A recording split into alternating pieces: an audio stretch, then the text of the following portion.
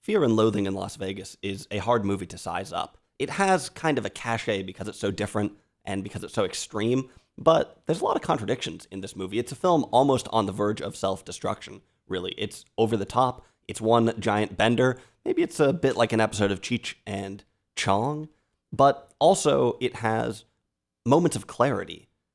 In some ways, it's deeply honest. It's deeply frank. Of course, there's also a big satirical bend to it. Is it a deeply insightful movie? Is it a deeply cynical movie? Maybe you could ask some of these questions about Hunter S. Thompson himself. If you don't know, this movie is an unlikely adaptation of a book called Fear and Loathing in Las Vegas.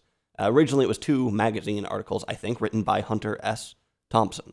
The movie is directed by Terry Gilliam, the guy who directed Brazil, the movie, not the country, 12 Monkeys, the movie, not the monkeys, Time Bandits. I've never seen Time Bandits, but it really piques my interest. I think it might be coming to the channel.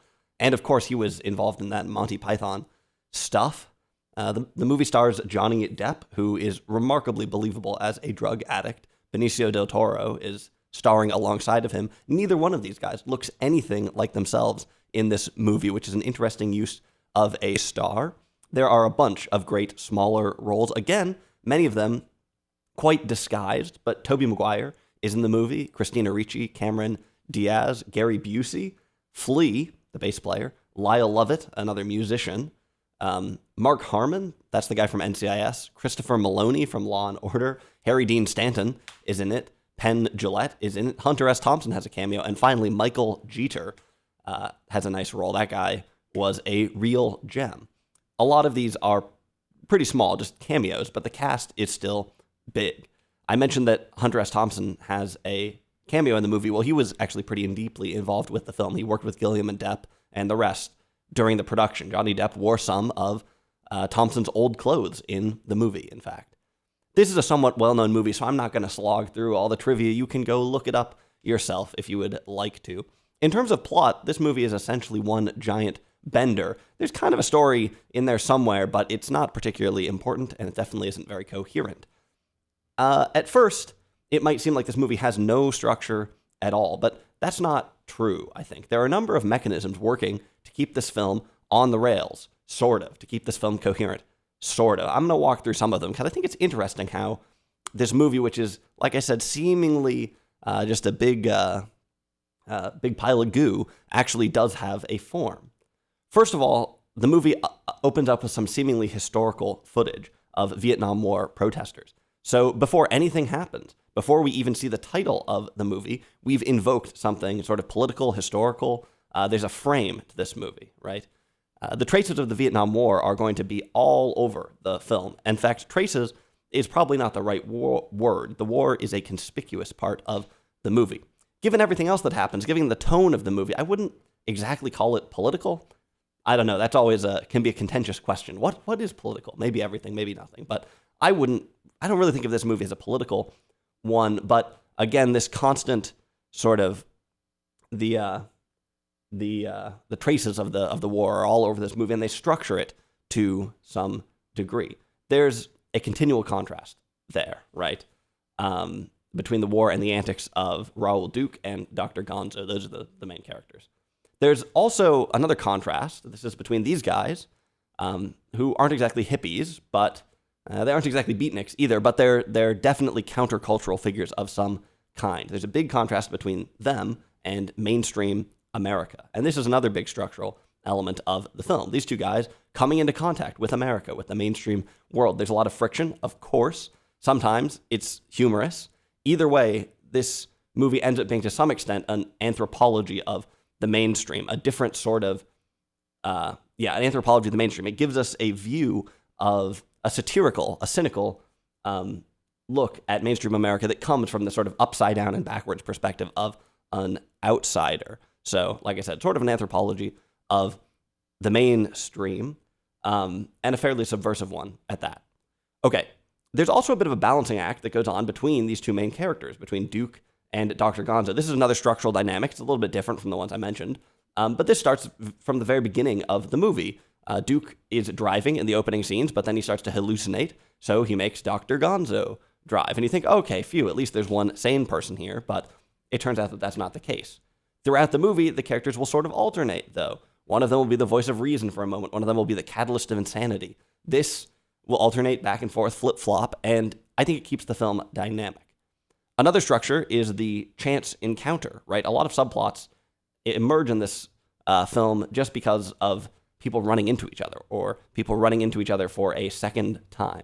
Subplot might not be the right word here because it implies a plot, I guess, but there's a certain logic of the chance encounter in this movie. You see someone again and you think, oh, the neurons fire in a certain way. You're like, right, this is meaningful. There's a story here, something like that, right? One final structural element is that there are some sober moments in this movie. This film has voiceover narration, which often doesn't make much sense, but every once in a while, Thompson has something to say. I'm assuming that these moments are lifted straight from the book, which I haven't read, of course. There is some really beautiful writing in this movie. In some ways, I'm being kind of nonspecific here, talking about these structures. The idea is just to highlight that there are frames and structures that keep this from being a big ball of goo. If you're interested in the craft of filmmaking, this is an interesting question. It's an unorthodox example of how you pull a movie together. Of course, Terry Gilliam's other films, Brazil, 12 Monkeys, also have somewhat novel structures, but this movie takes things a step farther. What's this movie actually about, though? What's the point of these structures? Is there one? I've alluded to a few things already, but let's try to sharpen some of the points. First of all, this is a film about the 1960s, I guess. More specifically, though, it seems to be about the receding of the 1960s. This movie is set in 1971, and at first, it probably seems like it's in amongst this 1960s countercultural heyday, right? But as things go on, the movie becomes backwards looking. A lot of these moments of clarity, a lot of these sober moments are about reflection, about looking back. The film becomes backward looking. It seems as though some of the energy, some of the excitement, some of the optimism of just a few years earlier has turned into something else, perhaps fear and loathing. Probably my favorite part of the movie is when Thompson talks about the 1960s. There's a few times in this, but there's one beautiful moment, maybe 2/3 of the way movie through the film. They're using, this is scored by the song Get Together by the Youngbloods. This movie has a fantastic score. That's a lovely song. Anyway, Thompson reflects on the 60s as a huge wave that roared across the country. Really beautiful writing, ending with him saying that if you head out of town in Vegas and climb up on one of those hills outside of the town, you can just see the high water mark where that wave of the 1960s crested before it all began to recede. One thing I appreciate about this movie, like Breaking Away, which I discussed 2 weeks ago, is that it shows that the 60s were not a monolithic time, I guess. I think some people picture in their heads hippies, then disco, then Reagan. This movie operates with a much more nuanced context. Like I said, it seems like it's really a backwards-looking movie, even though it's 1971. Looking back on this time, this sort of more nuanced context honestly might make this movie slightly inaccessible for some people. Personally, I was missing some context. For instance, we have all these shots of the war. They seem almost like flashbacks in a way. Hunter S. Thompson was in the Air Force, of course, but he was discharged in 1958, and these scenes are almost certainly alluding to the Vietnam War, which is still happening. So they seem a little bit like flashbacks, but they're kind of about the present time, present night being 1971, not 1998 when the movie came out. I couldn't really tell you what the sentiment was like in 1971 towards the war. I guess the U.S. had began to pull out of Vietnam to some extent, but we would still be there until 1973. So what was the feeling in mainstream America at that time? I don't exactly know. I don't think it's hugely important for the movie, but the point is that this isn't exactly a documentary. You'll have to bring some of your own context to the table, I think. And like I said, it could be the historical nature of the film. You'll have to bring some of your own meaning to it, I guess. Incidentally, this movie feels a little bit hard to place in history. Like the movie itself, when did it come out? It doesn't really seem like a 1960s movie, exactly.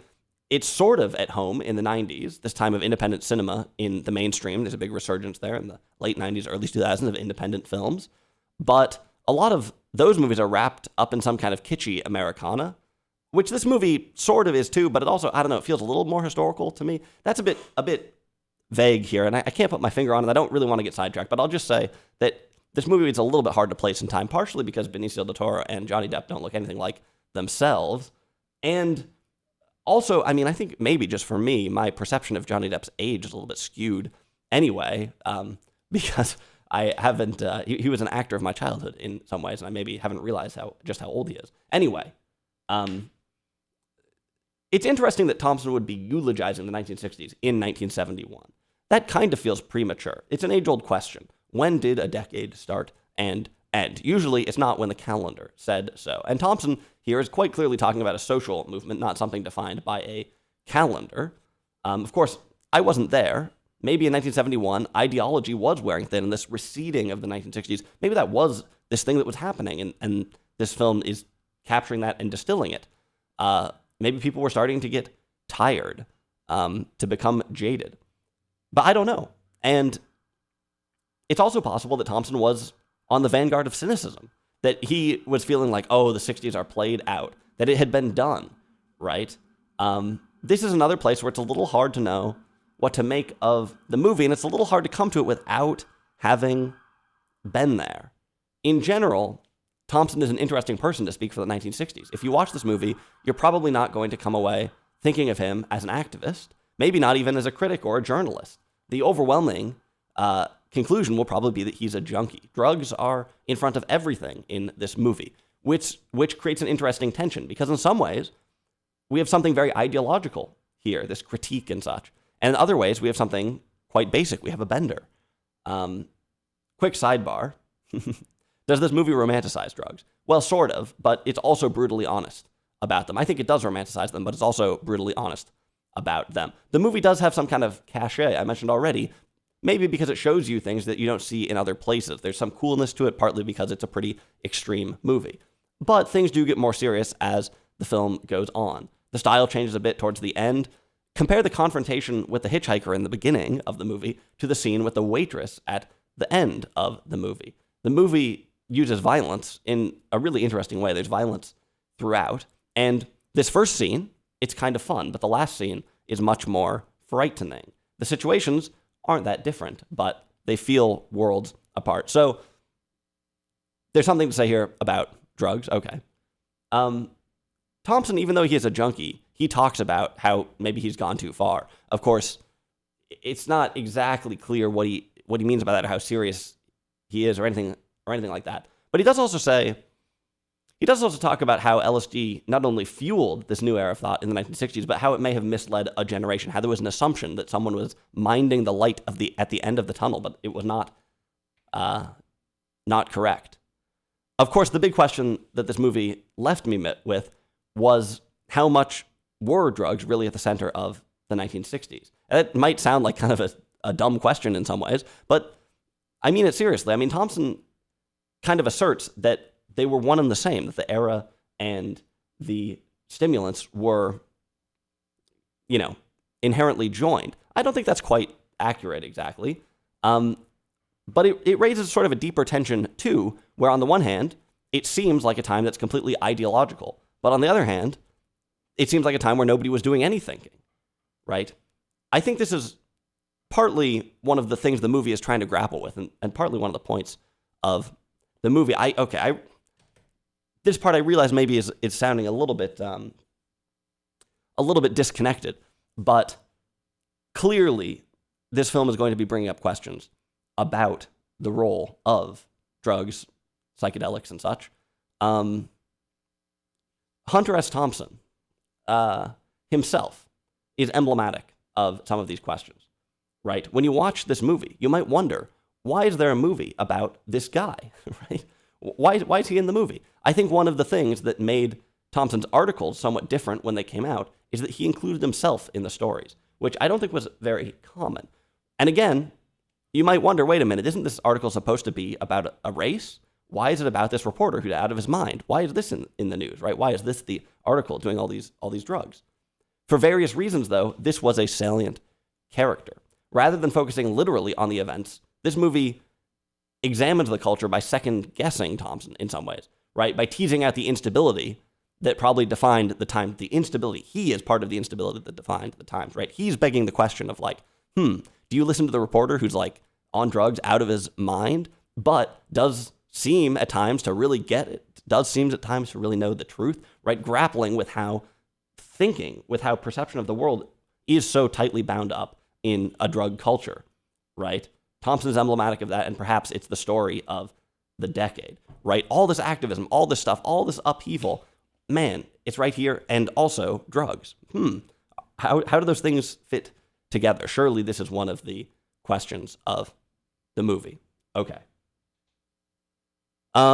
This is kind of an indirect film, right? On the surface, it's a bender, but I think these are the questions that have to come to the surface. It's a lot of these things in the background, the Americana culture in the background, the satirical elements, the quips, the things that they notice, the perspective that you get. There's a lot of stuff in your face, but I think the big things are further back. Seemingly, there are things in America, truths about America, that you can only see when you are hallucinating, right? I don't mean to vilify this. I don't mean to invalidate ideology of the 1960s or Thompson's work by saying, oh, well, it's a hallucination, he was on drugs or whatever. This movie, if anything, shows you how strong, how ironclad the grip of the mainstream 1950s America perhaps was, and maybe the only way to break that grasp was through mind-altering substances. But maybe people got addicted, carried away. Who knows? I mean, that's kind of the ballgame, right? That's kind of the big question. I want to talk a little bit about the title of the movie, Fear and Loathing in Las Vegas. It kind of sums everything up right there. Don't even need to watch the movie. Just read the title, you're good to go. First of all, Las Vegas. You know, I reviewed Showgirls a couple weeks ago on this channel, which is about Vegas in the 1990s, I suppose. That movie came out a couple years before this one, but I think it's about almost a completely different place. One of the functions of Vegas in this movie, there's some scenes where it's like, oh, the bright lights, all this stuff. There's some gambling or whatever, but I think the main reason why Vegas is here, and the main reason why it's significant, is that it's a crossroads. It's a place where countercultural figures can come face to face with mainstream America on a sort of neutral ground. Of course, it feels weird to call Las Vegas neutral because it's such a charged place, such an artificial place. The point, though, is that it doesn't really seem like home turf of the mainstream, right? There's a convention of DAs that that Duke goes to cover at one point, and it's these cops from all over the country basically gathering in Las Vegas, and here's this this dude with a suitcase full of drugs. You can imagine if he was in one of their hometowns traveling down the streets, how things could go. Well, when he's in Vegas, somehow there's even footing. It's interesting to see the difficulties that Duke has in traveling when he does leave Las Vegas. He leaves a couple times in the movie, and it's tough. It's like he's navigating through outer space or whatever. It's like this crazy hard journey. Of course, this is mainly because he's on drugs and in possession of drugs. It makes things a bit tricky, makes traveling through mainstream America a bit tricky. But I think this feeling of being behind enemy lines when traveling through rural America was a real thing, and it's kind of a profound thing too. This idea that it's like traveling through another country. The idea that to live in America would be to live in another country in the 1960s, or in this time of upheaval, I think is sort of a powerful thought in some ways, to be a foreigner in your own land, right? Maybe it's still like this in some places. This, of course, hints at the other part of the title, Fear and Loathing. The 1960s are sometimes thought of as a time of love. Of course, there's also, hatred, upheaval, but there's very little love in this movie, perhaps none. There's always been tension. There still is. But in this movie, hatred is sort of the name of the game. It really bubbles to the top. Sometimes it's kind of explicit, like the confrontation between the concierge at the hotel and one of these district attorneys who doesn't have the room that he expected. So sometimes it's explicit, and sometimes it's a bit more subtle, that just this defining tension running through society, people being afraid and upset, right? That's interesting. There's a lot more to say about this movie. You can tell I'm already a bit lost, a little bit scatterbrained, and in truth, I still don't know quite what to make of this movie. If you've seen it, let me know what you think. It's definitely an interesting movie. My personal feeling about it is that, for me, the balance is not quite right. I think there's stuff here, but I also think it feels a little bit tedious. I think it does slightly slip into Cheech and Chong territory at times. I can see how this movie, again, seems cool, how it has some cachet, but for me, the balance is not quite right. I love some of the moments, I love some of the scenes, but as a whole, I don't know. The balance didn't seem quite right.